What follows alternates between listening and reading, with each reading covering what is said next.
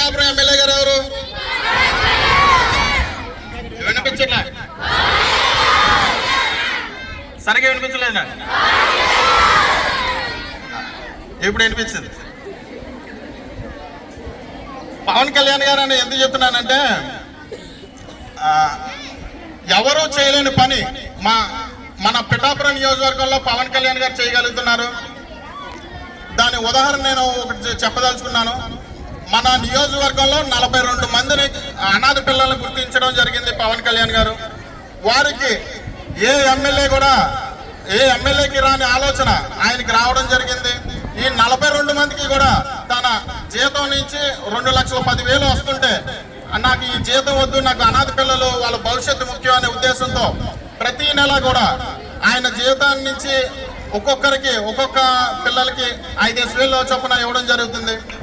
ఇలాంటి ఎమ్మెల్యే మన నియోజకవర్గంలో పోటీ చేయడం, ఆయన గెలవడం మన సంతోషంగా ఉందని అందరికీ కూడా తెలియజేస్తున్నాను.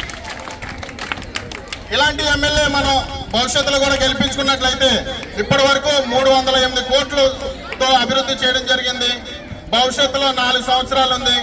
రానున్న 4 సంవత్సరాల్లో కూడా ఏ ముఖ్యమంత్రి కూడా చేయలేని అభివృద్ధి మన పవన్ కళ్యాణ్ గారు చేస్తారని సభాముఖంగా తెలియజేసుకుంటూ